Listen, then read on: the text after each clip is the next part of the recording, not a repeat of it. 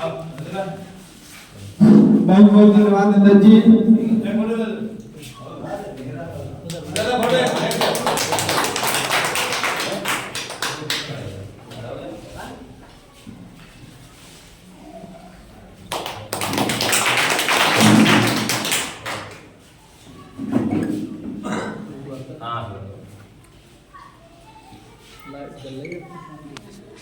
कार्यक्रम आगे की ओर बढ़ाएंगे।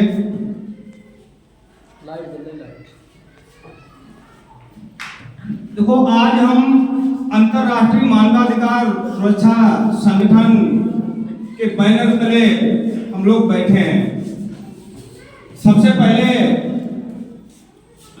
आज 26 नवंबर को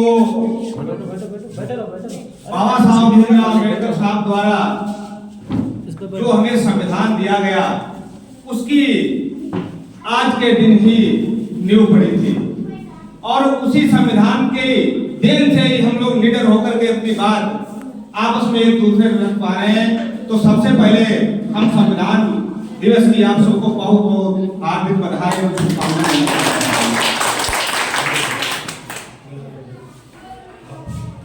जो हमें मानवाधिकार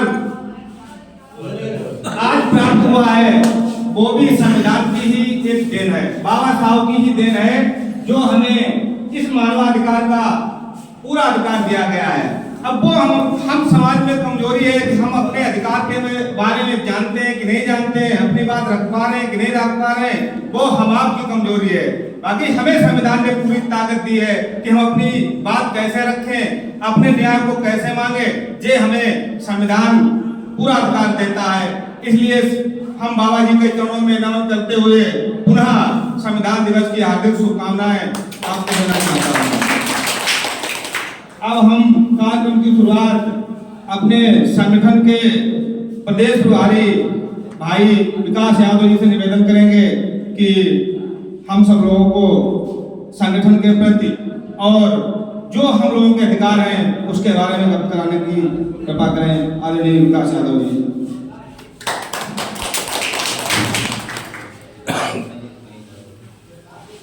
हेलो, सर्वप्रथम मंच पर उपस्थित हमारे राष्ट्रीय अध्यक्ष जी, इनका हार्दिक स्वागत और अभिनंदन करता हूँ।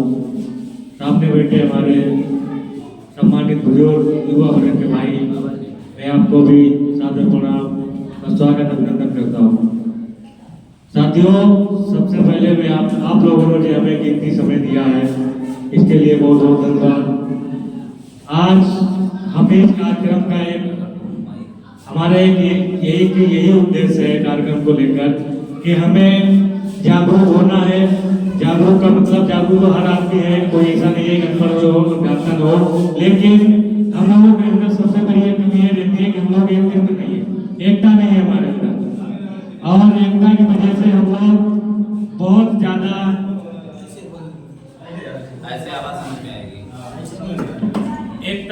एकता न होने के कारण हम लोग बहुत ज्यादा पिछड़े हुए हैं। कहीं किसी के नेता के पीछे लगे हैं, कहीं किसी के पीछे लगे हैं, कहीं नेता के दलाल के पीछे लगे हैं, लेकिन हमारी कोई सुनने वाला नहीं है। हम ना कोई नेता है ना कोई मंत्री है। आप जैसे आप लोगों के भाई हैं, किसी के बेटे हैं, तो आप लोगों से गुजारिश करने आए। हमारी हाई कमान से ये हम लोगों को आदेश दिया गया है कि डोर टू डोर जाकर मानवाधिकार से लोगों को जोड़ने का कार्य करें, मानवाधिकार के विषय में लोगों को बताएं। और सबसे ज़्यादा हमारा एक ही फोकस है कि जितने ज़्यादा लोग हम एक्टिव होंगे उतना ही हमारा आगे मजबूती बनेगी। कहीं भी अगर हम जाएंगे, अभी इतनी भीड़ है, अगर आप थाने में चले जाइए तो हो सकता है वो भीड़ कह के भगा दें आपको। भीड़ कह के इसलिए भगाएंगे क्योंकि आपके ऊपर कोई हाथ नहीं है। अगर मानवाधिकार के बैनर की तरह आप काम करेंगे तो आपको किसी के माई के लाल को हिम्मत नहीं है जो आपको गेट से बाहर निकाल दे, किसी को किसी की लाठी जाए। लेकिन एकता होना बहुत जरूरी है। अगर एक आदमी कहीं जाके कुछ नहीं कर सकता है, उसके लिए हम लोगों को एकजुट होना है बहुत ज्यादा। और सबसे मेन बात यह कि आजकल भ्रष्टाचार बहुत फैला हुआ है। कहीं भी अगर जा रहे हैं तो भ्रष्टाचार हम लोगों को आगे बढ़ने नहीं दे रहा है। चाहे राजस्व विभाग ले लिया जाए, चाहे पुलिस विभाग ले लिया जाए, कहीं भी जाते हैं भ्रष्टाचार से लिप्त है वो। उसके लिए सबसे बड़ी बात यह है कि हमारा अंतर्राष्ट्रीय मानवाधिकार सुरक्षा संगठन, उस पर अंकुश लगाने के लिए हमेशा तैयार है, 24 घंटे तत्पर है। हमारी टीम हर ब्लॉक में है, हर तहसील में है, हर जिले में है। कहीं से कहीं अगर आपको कोई भी समस्या आ रही है तो हमारे कार्यकर्ता से संपर्क करें, आपका तुरंत समाधान कराएगा। उसके लिए आपको पूरी लगन और मेहनत के साथ सहयोग करना होगा। सहयोग आपसे पैसा नहीं लिया जाएगा, आपसे कोई रिश्वत नहीं लेगा, कोई आपको पेट्रोल खर्चा नहीं देना होगा। ये नहीं कि हम वहां बरेली से आए भैया हमको पेट्रोल खर्चा चाहिए, ऐसा कुछ नहीं होगा। सिर्फ आपकी हमें ताकत चाहिए, आपका हमें जज्बा चाहिए, आप लोगों का सहयोग चाहिए, तभी हम कुछ कर पाएंगे। और अगर कोई भी समस्या है किसी की गांव में या कोई भी राजस्व संबंधित जमीनी संबंधित हो, उसको लेके आप लोग अभी कर सकते हैं। हम लोग ज्यादा प्रयास करेंगे उसको जल्दी निपटाने का। बहुत बहुत धन्यवाद। अपनी बारी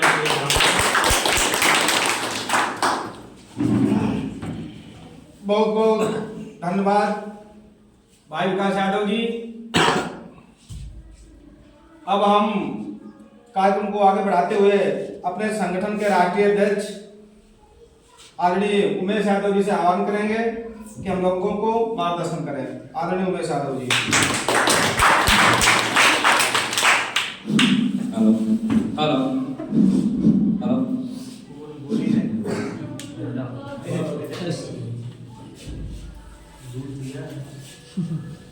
आप सभी का बहुत बहुत आभार, बहुत धन्यवाद, क्योंकि आप लोगों ने अपना कीमती समय निकालकर संगठन के विचार सुनने के लिए अपना कीमती समय जो दिया है उसके लिए बहुत बहुत आप सभी का आभार व्यक्त करता हूँ। क्योंकि आज के समय में लोगों के पास समय नहीं है, हमारे पास भी नहीं है, आपके पास भी नहीं है। हर व्यक्ति कहीं ना कहीं बिजी है। अगर किसी समस्या को लेकर के आज मैं आपको बता दूं कि इस संगठन की नींव 4 जनवरी 2016 को रखी गई है। 4 जनवरी 2016 से कंटिन्यू संगठन काम कर रहा है। आज 24 राज्यों में संगठन कार्य कर रहा है। ये सब आप सभी का आशीर्वाद और दुआएं हैं, जिससे कि संगठन आगे बढ़ रहा है और आप सभी के सहयोग से ही ये संगठन मजबूत हो रहा है। और मजबूती कहीं ना कहीं कामयाबी की ओर ले जाती है और उसके लिए संघर्ष करना पड़ता है। काफी समस्याएं ऐसी होती हैं। एक चीज आप लोग हमें बताएंगे कि विधायक कैसे बनता है। हमारे आपके वोट से बटन दबाते हैं, वोट पड़ गया। अगर वो वोट ना पड़े, क्या विधायक बन जाएगा? नहीं बनेगा ना। बिना वोट डाले से विधायक नहीं बनता है। आपकी वोट से ही वो विधायक बन गए। विधायक के पास क्या होता है? एक कागज का टुकड़ा, जिसे कहते हैं प्रमाण पत्र। प्रमाण पत्र मिलता है। प्रमाण पत्र वो कैसे मिलता है? वो हमारी आपकी ताकत से मिलता है। हमने आपने वोट किया, वोट करने के बाद में जिसके ज्यादा निकल आए उसे प्रमाण पत्र मिल गया। तो वो ताकत जो थी हमारी आपकी, वो एक कागज के टुकड़े में तब्दील हो गई। उन्हें मिल गया पावर। अब वो पावर किसका है? पावर हमारा आपका, पावर हमारा आपका है, लेकिन हम आप समझने की कोशिश नहीं करते। क्यों?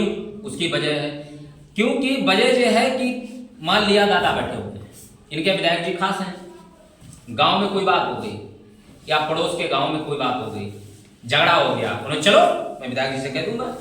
पता लगा विधायक जी कोठी पे नहीं है, मोबाइल बंद है, विधायक जी लखनऊ में है। तब तक पता लगा, तब तक पता लगा कि उनका चालान कर दिया गया। पावर कहां चला गया? क्यों? उसकी वजह क्या थी? आपकी ताकत आपके पास नहीं थी। आप किसके ऊपर चल रहे थे? विधायक जी के ऊपर।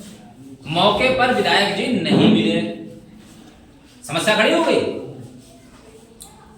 और हमारा संगठन कहता है कि आप स्वयं पावरफुल बने, दूसरे के लिए इंतजार करना न पड़े। आपको दूसरे के पास जाने की जरूरत ना पड़े, ये मेरा मानना है। अगर आपके पास ताकत है तो आप 10 किलोमीटर तक पैदल जा सकते हैं। अगर नहीं है, पहले के बुजुर्ग जो थे 50-50, 100-100 किलोमीटर पैदल चले जाते थे। आज के अगर नौजवान से कह दो कि भाई जरीनपुर तक जाना है तो उसे मोटरसाइकिल चाहिए, नहीं तो साइकिल चाहिए। बताओ कोई पैदल जाएगा? नहीं जाएगा ना। पहले के बुजुर्गों ने जितनी मेहनत की वही आज मजबूत हैं,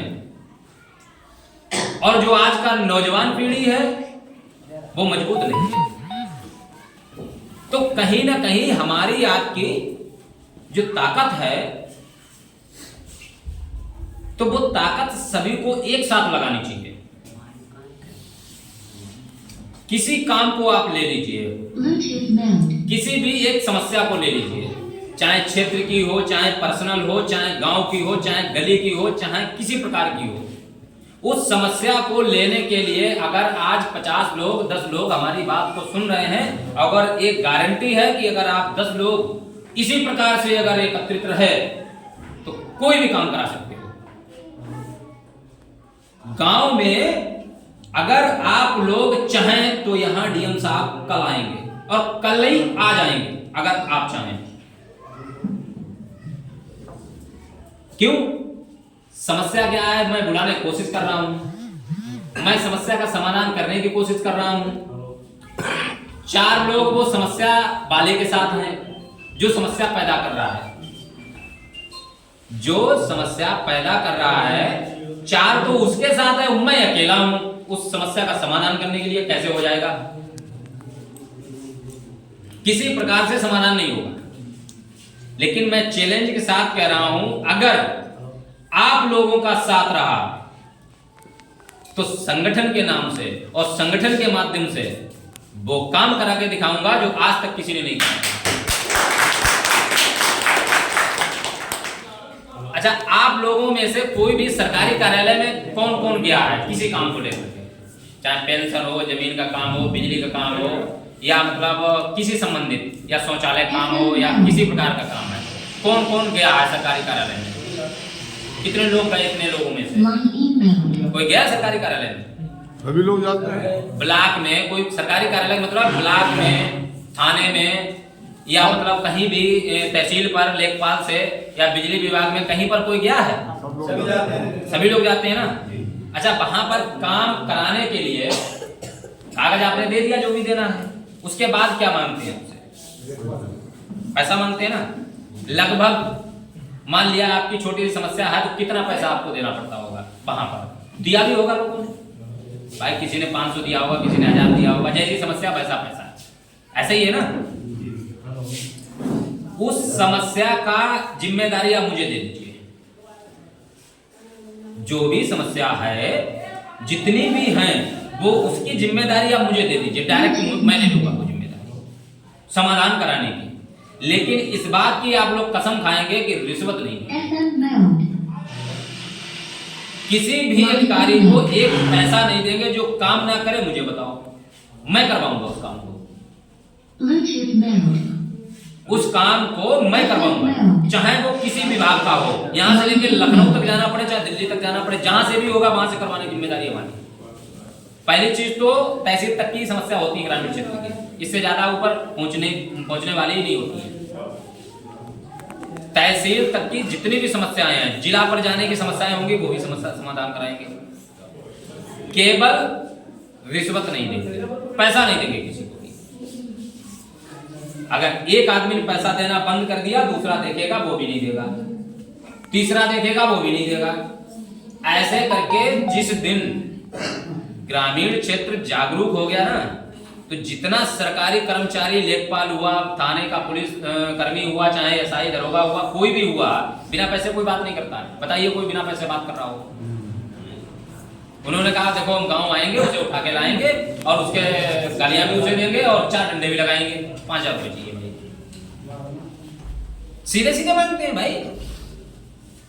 अब जब इतना उन्होंने बोल दिया, 5000 मुझे उसे देने के लिए, दूसरे को पिटवाने के लिए उन्होंने 5000 दे दिए। और दूसरी चीज, दूसरा दौड़ा उसने 10,000 दे दिए, आपका 5,000 चला गया।